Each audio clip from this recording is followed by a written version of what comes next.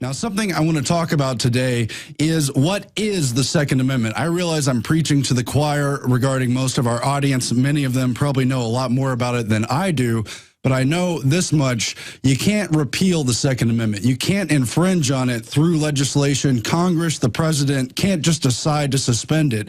And there are many-fold reasons for that. They are philosophical and they are grounded in history and common sense. And I just want to talk about some of that because that is a God-given right. What is a God-given right? It means that man cannot be the arbiter of whether or not you have a right on any given day under any given climate. Now, here's from the 10th Amendment Center. Repeal of the Second Amendment would not abolish any right. And they bring up, of course, the many so-called news articles and letters to the editor that are calling for a repeal of the Second Amendment. You've seen many of them. These individuals believe that a right to own a firearm is based upon the Second Amendment, and the right will magically vanish if the amendment can be repealed.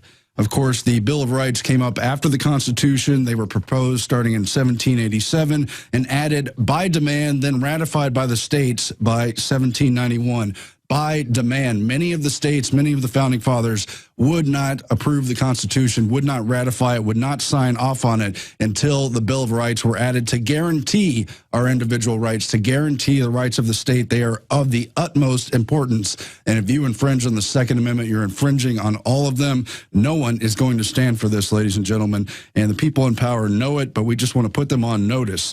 Now, they bring up this very important point. The modern editions of the Bill of Rights typically don't contain, the very important preamble, the paragraph preceding the listing of the first 10 Bill of Rights, and there's generally a pretty good reason for that. I'm going to read that to you right now, again, from the preamble to the Bill of Rights, which itself is an addition to the Constitution. The first paragraph to that preamble, after announcing how it's from the Congress of the United States, begun and held in the city of New York on Wednesday, the 4th of March, 1789, reads, "The conventions of a number of the states having at the time of their adopting the Constitution expressed a desire in order to prevent misconstruction or abuse of its powers that further declaratory and restrictive clauses should be added. As extending the ground of public confidence in the government will best ensure the beneficent ends of its institution."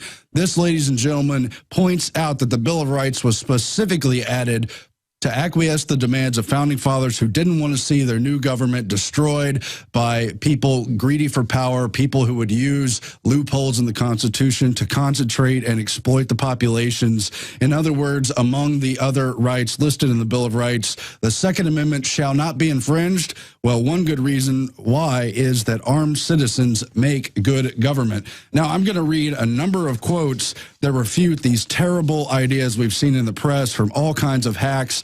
One of the most extreme was in Vanity Fair last week from Kurt Eichenwald, whose headline was, "Let's repeal the Second Amendment." He wants to replace it with this clause: "The people retain the right to keep and bear arms subject to reasonable restrictions deemed necessary by the Congress and the President to secure the lives and well-being of others." Now, this sounds similar enough to the right to keep and bear arms, and yet it completely is not. Notice again the language of this proposed hack writer from Vanity Fair. "The people retain the right to keep and bear arms." Sounds good so far, but subject to reasonable restrictions deemed necessary by the Congress and the President to secure the lives and well-being of others. Reasonable restrictions means that the idea is you have no right at all. But the fact is, even if you did outright repeal the Second Amendment and replace it with legalese, lawyer language, you still can't legally suspend the Second Amendment because it's a God-given right. They talked as far back as Dante's Inferno that even, if you don't agree that there is a God or who is God or what God would want, in absence, you should still throw to the higher powers rather than let man dictate what your rights are. And that's really what America is all about. Here's this caption right here: "Rights are not gifts from government." And now I'm going to move on to a number of founding father quotes that point out this point. Now, the Founding Fathers never agreed on much of anything. There were different factions who fought vehemently over how centralized our government should be, how much power should remain with the states, all kinds of other clauses. To what degree should we let bankers have power? What should the currency be? But I have yet to find any Founding Father. I'd love to get emails on it. Any Founding Father at all, no matter how reprehensible they are individually, who is against the right to keep and bear arms, they all seem to have backed it. Now, here is Supreme Court Justice Joseph Story, who upheld very early on the right to keep and bear arms. Quote, "The right of citizens to keep and bear arms has been justly considered as the palladium of the liberties of the Republic, since it offers a strong moral check against the usurpation and arbitrary power of the rulers. It will generally, even if they are successful in the first instance, enable the people to resist and triumph over them. It's to restrict the arbitrary power of the rulers." Never forget that. George Washington said firearms stand next in importance to the Constitution itself. They are the American people's liberty teeth and keystone under independence. Now let's juxtapose these with just a few quotes from the modern 20th century dictators.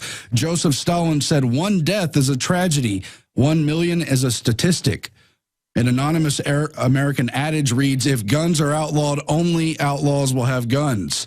Samuel Adams said, "The Constitution shall never be construed to authorize Congress to prevent the people of the United States who are peaceable citizens from keeping their own arms. Shall not be construed, shall not infringe."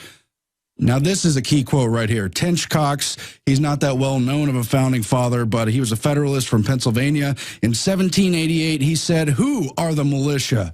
Are they not ourselves? Is it feared then that we shall turn over our arms, each man against his own bosom? Congress have no power to disarm the militia. Their swords and every other terrible implement of the soldier are the birthright of an American." Now, there's all this legalese debate over the Second Amendment and the wording having to do with the militia. Who are the militia? Again, from this founding father, Tench Cox, who are the militia? Are they not ourselves? They certainly are. Now, James Madison said, "The Constitution preserves the advantage of being armed, which Americans possess over the people of almost every other nation, where the governments are afraid to trust their people with arms." Joseph Stalin, on the other hand, said, "Ideas are more powerful than guns. We would not let our enemies have guns. Why should we let them have ideas?" Zbigniew Brzezinski said quite recently, "In earlier times, it was easier to control 1 million people than to physically kill 1 million people. Today, it's infinitely easier to kill 1 million people than to control them." And of course, through democide, government-sanctioned murder, government is the #1 non-natural cause of death throughout history, particularly in the 20th century. Joseph Stalin said, "Death solves all problems. No man, no problem." He also said the only real power comes out of a long rifle. Alexander Hamilton, who I'm critical of for his banking stances, even upholds the Bill of Rights, the Second Amendment. "The best we can hope for concerning the people at large is that they be properly armed." Then you've got things like the Nazi law from 1938. "Those now possessing weapons and ammunition are at once to turn them over to the local police authority. Firearms and ammunition found in a Jew's possession will be forfeited to the government without compensation. Whoever willfully or negligently violates the provisions will be punished with imprisonment and a fine." We know where things went in Nazi Germany, of course. Thomas Paine, "Arms discourage and keep the invader and plunderer in awe, and preserve order in the world as well as property. Horrible mischief would ensue were law-abiding deprived of the use of them. It is the duty of the patriot to protect his country from its government." Thomas Paine also said, and Thomas Jefferson said quite famously, "When governments fear the people, there's liberty. When the people fear the government, there's tyranny. The strongest reason for the people to retain the right and keep and bear arms is, as a last resort, to protect themselves against tyranny in government." Again, it has nothing to do about hunting, ladies and gentlemen. I'm just trying to point out how together the Founding Fathers were on the right of the Second Amendment to keep and bear arms. Benjamin Franklin sort of foretold this common era of communism, where one of the big slogans, whether it's Mao or Stalin, is "turn your sword into a plowshare" and basically be a slave to the government. Ben Franklin said those who beat their swords into plowshares usually end up plowing for those who didn't turn in their swords, their arms, their guns, whatever. To disarm the people is the best and most effective way to enslave them. That's the founding father George Mason, one of the individuals most responsible for getting the Bill of Rights instituted in the first place. Compared to disarm the people is the best and most effective way to enslave them, with what Joseph Stalin said, if the opposition disarms, well and good. If it refuses to disarm, we shall disarm it ourselves. What country can preserve its liberties if their rulers are not warned from time to time that their people preserve the spirit of resistance? Let them take arms. Thomas Jefferson. A free people ought not to be armed and disciplined, not only to be armed and disciplined, but they should have sufficient arms and ammunition to maintain a status of independence from any who might attempt to abuse them, which would include their own government, George Washington.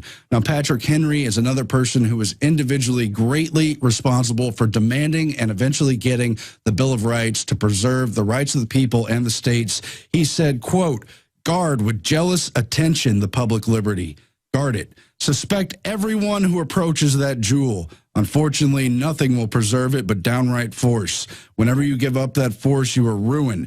The great object is that every man be armed. Everyone who is able might have a gun.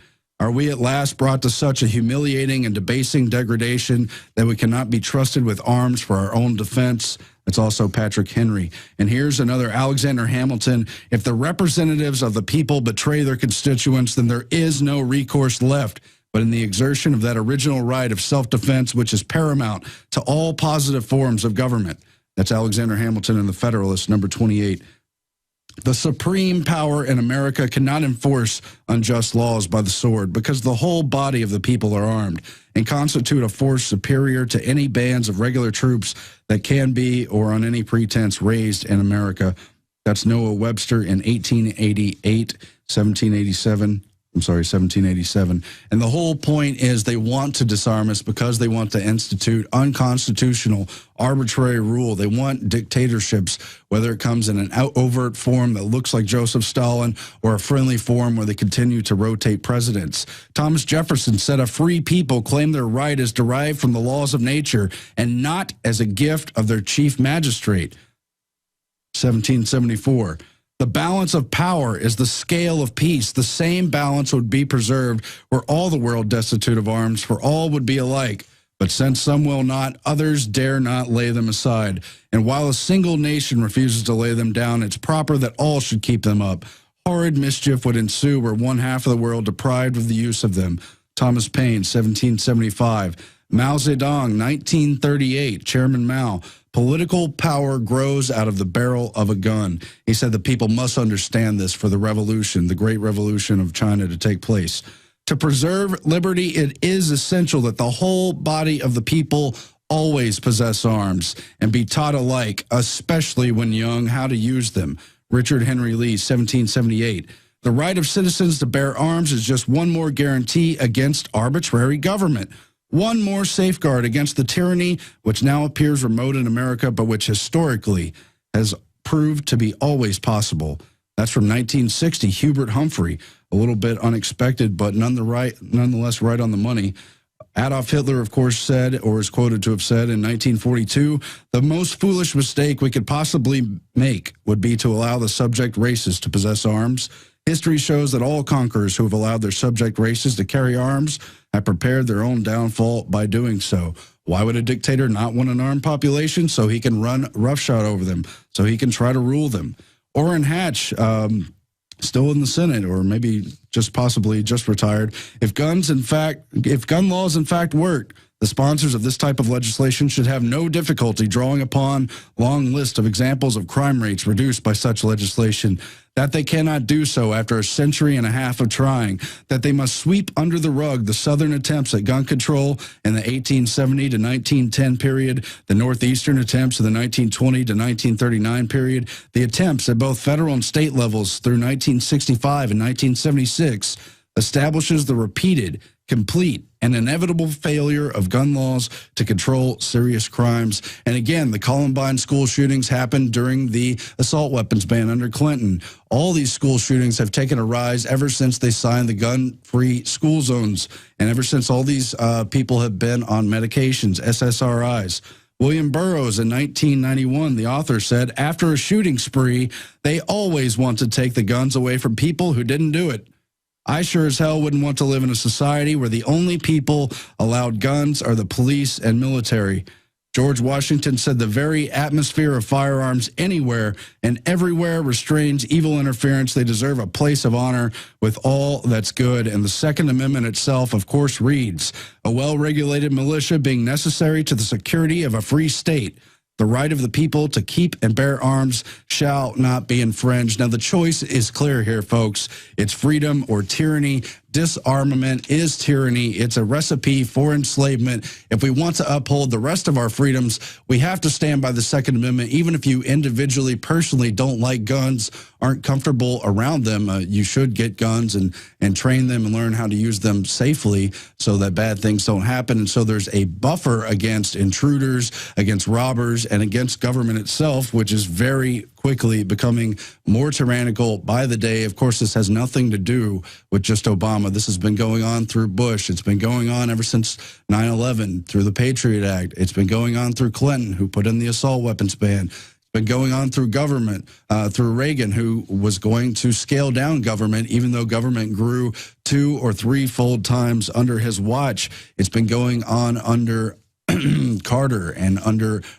Ford and under Nixon. And for a long time, if nothing else, since the assassination of JFK, it's really been going on since the time that Harry Truman succeeded FDR after he took broad executive power and claimed that the buck stopped with him, the president, even though a shadow government was emerging under the 1947 National Security Act. And we've been in dire straits ever since. Do not give up your arms, people. Government democide and disarmament are the greatest threats of violence. That is a study academically at the University of Hawaii. We've communicated with R.J. Rummel, and we're looking to get an interview with him in the future. He's the one who's compiled statistics on more than 262 million deaths at the hands of government just in the 20th century alone. Mike Adams has wrote about it. Our writers at InfoWars have wrote about it, and it's something we better pay close attention to. We'll be back after this with a few more thoughts, but just remember, folks, the Second Amendment, the right to bear arms, is a guarantee. It's a God-given right. It can't be given by men or taken away legitimately.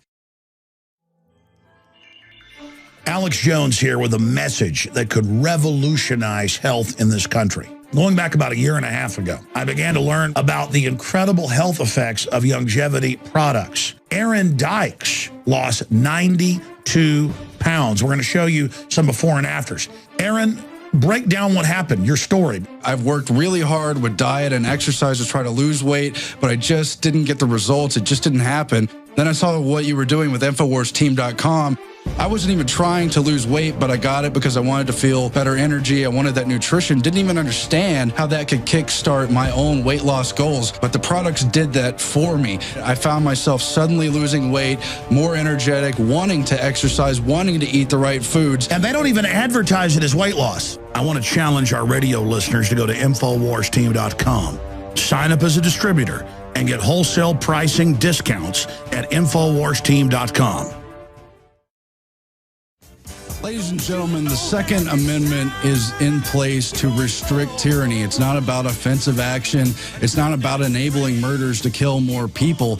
It's about the tendency of mankind individually and as groups to be corrupt. It's a tendency for mankind to want power, to want to hold on to power, and then to crave more power because something inherent in us is wicked. There's, of course, a lot of good as well. And the whole point that our founding fathers saw, many of them were corrupt individuals themselves, many of them were very good and brilliant people, was to balance that power, because anyone given too much power will become corrupt. There's that old adage, I forget the name of the guy off the top of my head, but power corrupts and absolute power corrupts absolutely.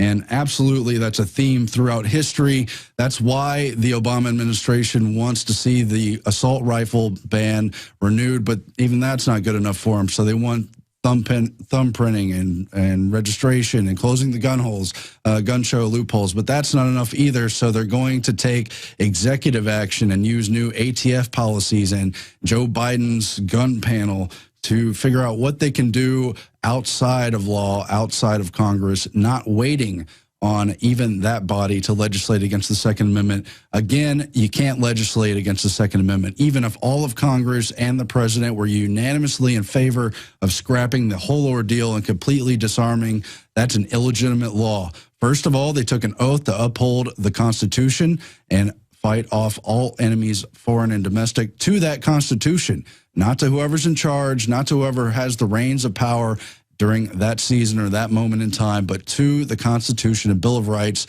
upholding, enshrining our individual rights and trying to maintain a balance of power so that nobody gets too much. Now, the entire American Revolution was based on many things, of course, but it was sparked specifically by an attempt at disarmament at Lexington and Concord on April 19th, 1775. That's over a year before July 4th, by the way. And I think really that's probably why they chose April 19th as a favorite false flag date for Waco, for Oklahoma City, to kind of send the message that maybe patriots, armed patriots, are somehow the enemy in this country. But then there's that little wink of the eye, that underlying message that government has come to try to disarm you on April 19th, as it seemingly always does. Now, here's a letter dated April 18th from Thomas Gage of the British military to Lieutenant Colonel Smith, 10th Regiment on foot. Sir, having received intelligence that a quantity of ammunition, provisions, artillery, tents, and small arms has been collected at Concord for a avowed purpose of raising and supporting a rebellion against His Majesty, you will march with me to the corps of grenadiers and light infantry, put under your command with the utmost expedition and secrecy to Concord, where you will seize and destroy all artillery, ammunition, provisions, tents, small arms, and all military stores, whatever. But you will take care that the soldiers do not plunder the inhabitants or hurt private property. You have a draft of Concord on which is marked the houses, barns, etc., which contain the above military stores.